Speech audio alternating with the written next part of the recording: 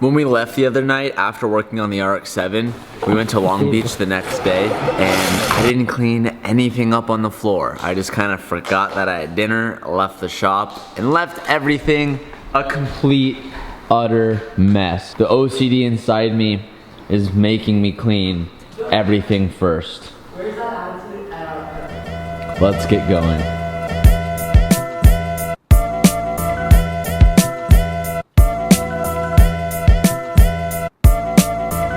I cleaned up all the dust. I cleaned up all the trash, all the dust. I said dut. Shop space is clean, or I guess cleaner than what it was. So Sabrina has a day off, and you guys are always asking for more Sabrina, so she's gonna do some stuff on RS2000 today. We don't really have any mods to do on it, or there's nothing broke on it, which is a good thing, but I think something that she can do today, and I think she wants to get down and dirty with, is doing a full cleaning and detail on the car. Isn't that right, Sabrina? I'm not doing that. What do you mean you're not doing that? It's clean. I'm like listening, I'm like, this is gonna be interesting, this is gonna be interesting, what am I doing? Full clean and detail? What do you mean? Dude, I full clean and detail our house every day. I don't wanna Yeah, so like shouldn't you want to clean it? No, I have to go. Remember to be careful because your front's very low. Dude, why'd you do that? Do what? Make the front low. Now Well, I didn't. drive It's it. not. It's really not low. You just have to remember to angle. I don't know how to angle. I don't even know how to drive this thing. You think you expect me to angle it? Well, you know how to drive this car just fine. You do it all the time. By the way, I do want to say, don't put this in the video. I did just bomb out that bath. Sabrina, you're.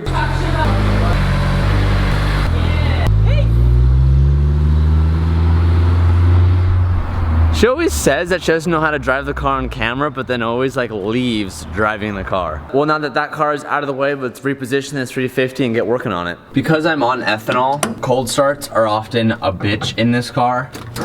So I oftentimes have to sit here and spend a couple minutes trying to get it started.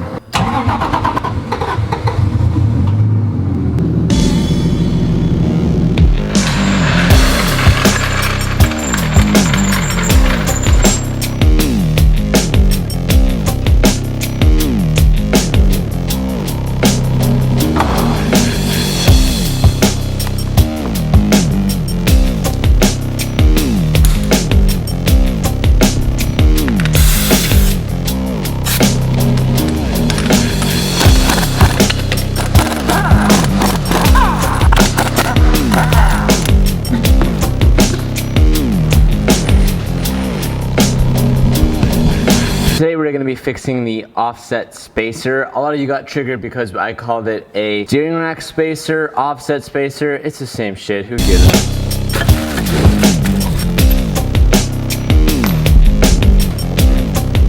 It's sitting in the car like this, and we need to replace this spacer. So what I'm gonna do is I'm gonna get a crescent wrench first and loosen the tie rod. And to do that, it's like literally over an inch. So I have to use the biggest crescent wrench that we have. I'm gonna get a hold of it, break it, try and loosen it out, and then back out this bolt, and then we should be able to slip the spacer off. The reason why I'm explaining it to you now is because with me being the only one filming it and getting out of the car, it's just too hard to show you. So I'm gonna explain it to you now, and then you can kind of put two and two together when we start doing it.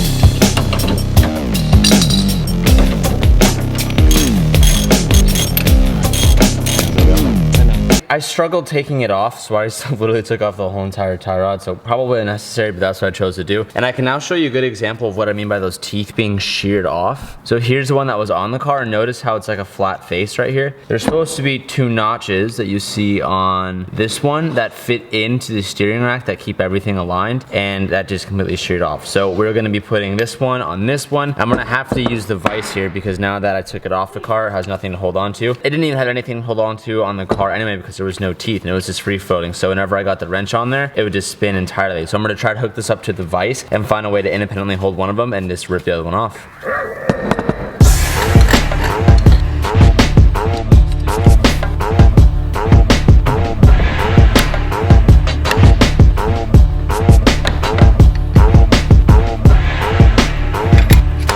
Dude, just I think we got it. Yeah, we did get it. Got some anti-seize on there. To get that to work, it took a couple different configurations because every time I tried to do it, the whole entire spacer would just slip inside of the vice grips, and it took Calvin standing on the table and a couple good pulls to get it off. So this time around, I'm probably gonna put some anti-seize on these threads. If we were trackside and we didn't have vice grips, this never would have been done. Excuse me, can I help you? Yeah, I've diagnosed the problem. What's that? You have a lot of excess fluids coming from this. What are we working on? These are the spacers. Yes, those are spacers, but that is not tie rod spacer that I was referring to. Oh, I know what it is. This is a coilover. That's right. There's a wrench attached to a tire rod spacer. A what? A tire rod spacer? A wrench? I don't know what it is. Before I put this back on, I'm gonna throw some anti-seize on these threads. This is something that oftentimes kind of needs to get changed. If I'm ever working on this on the side of the track, the last thing I want is for me to not be able to get them off. So we're gonna go ahead and throw some anti-seize on this. I'm gonna throw some Loctite on the bolt that connects to the steering rack. When I went and talked to PBM and told them about my problem, they told me that oftentimes the teeth break off because this bolt will kind of back out and allows for that play, and that's where the snap teeth come from. So just as a precautionary, I'm gonna throw just a dab of Loctite on there.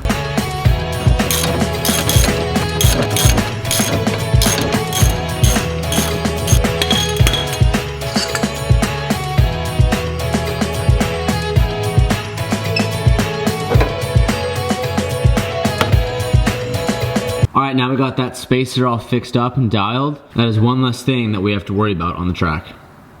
How's the work on your car going? It's going really good. It's really clean. Yikes. I'm gonna do it. I'm just gonna go get you lunch first.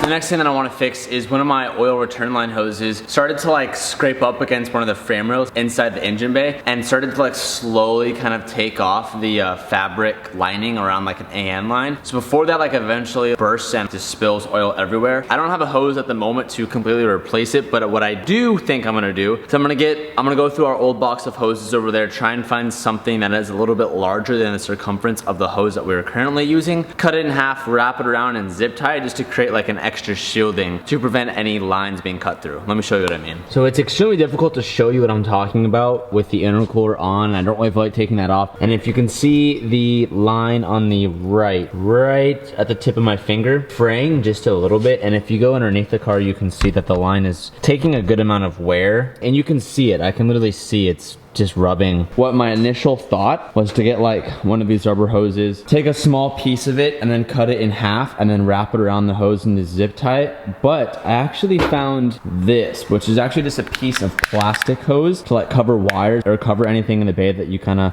don't want to get crushed. And it already has the cut through it and it's more pliable and easier to work with. I think this will hold up just fine in the bay and should be able to protect that just fine. It's not close to leaking or anything. I'm just seeing it early on and I want to prevent any crap happening on the track. So I'm gonna go ahead and just cover it with this and keep an eye on it for the next couple track days. I'm gonna try to show you guys what it looks like from underneath the car because it's actually much easier to access. I have the big camera today, so it's kind of difficult to fit you guys in the really tight spots, but I'll try to show you what's going on.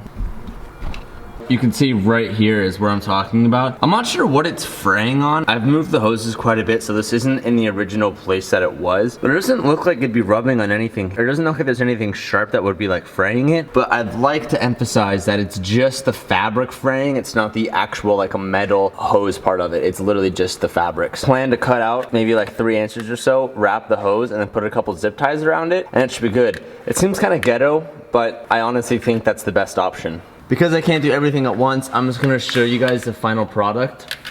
Hopefully it goes well.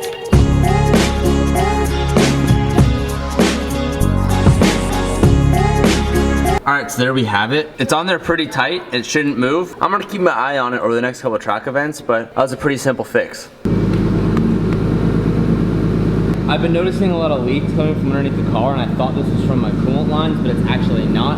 When I was underneath the car, I noticed that it was coming from my exhaust. I have a crack in the middle of my exhaust where I have a V-band, and when I put the rear higher than the front, all the water from the exhaust is dripping out of it. Caught a little break there. I thought I had a leak in one of my coolant lines, but I didn't. It was just coming from the exhaust. I'm gonna go around and just drive it just a little bit, just to make sure it feels all good, make sure the steering rack feels okay, and I'm gonna come in, park it, and then we gotta finish a bunch of orders for you guys.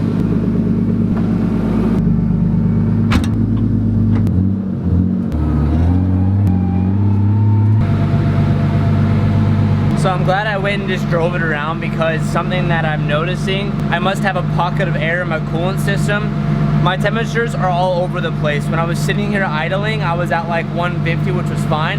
Then the moment I pulled it out of the garage and kind of just like moved the car a little bit, it dropped all the way down to like 130. And then I kind of just drove it up and down the street pretty lightly, and my temps were all over the place. When I came and I just pulled it in, my temperature was at like 220 degrees, and the temps are dropping all the way back down to like 140. I know the temps aren't too hot, so I'm gonna go ahead and cut it now because I know it's safe. The last track that I had, I know that I was leaking this a little bit of coolant out of one of the couplers underneath the car, which is why I was initially kind of worried about that. But after driving it, I have confirmed that there definitely is a pocket of air somewhere in here. So once this cools down, I'm gonna open the reservoir and I'm gonna fill up the coolant. I guarantee you that we will be able to put in quite a bit of water in there, which is probably why we were spiking temperatures so much. We just got a good amount of orders done. We have to stop for today because we're out of envelopes, but I'll have to get more tomorrow. But we have this box, that full box, that box, that box, in this box. We've been getting a lot of DMs from you guys in comments asking where jet tags are. To pack 1,000 jet tags between me and Calvin took about a week doing it in between builds. So that's pretty quick in my opinion. You guys should get it this week for sure. But it is Sunday and I kind of want to spend some of that Sunday outside of the shop. So we're finishing up here now and we're gonna head home, take Blue to the dog park, maybe take him for a little bath. And then I gotta go grocery shopping because Sabrina ate all the food in the fridge and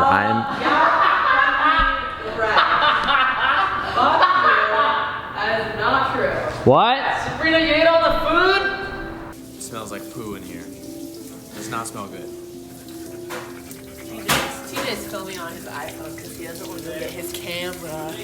TJ doesn't want to go get his big camera out of the car because he's... Oh.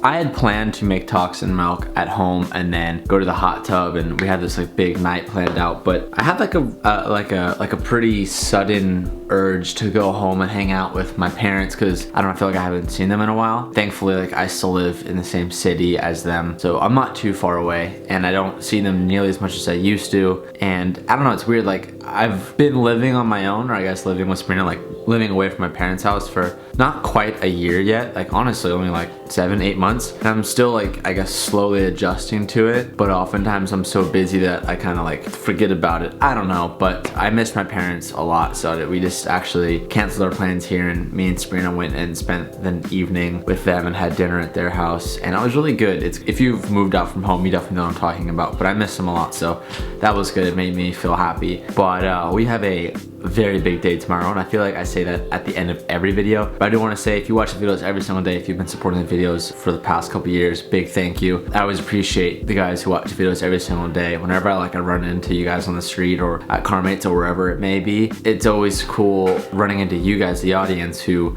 I can like personally tell that you watch every day. Like I can always tell when there's like guys who watch like, you know, maybe a couple times a week when they see a title that like kind of is interesting to them, but then you can like definitely always tell when there's someone who like watches every single day. And I appreciate everything, whether you are the, you know, watch a couple times a week or you watch every day. But I just want to say thank you and give gratitude, because I don't think that I do that enough. Thank you guys so much for watching today's video. It's always fun working on the Z. It's always fun having Sabrina in the shop. I definitely miss that. Tomorrow we got a big day. Super excited for it. It's a big day for the FD, so there's a little hint. Thank you so much for watching today's video. Be sure to follow my Instagram. I'm starting to post a lot more on there, so if you're not following me there, definitely do that. I'll see you guys tomorrow. Peace out and keep moving forward.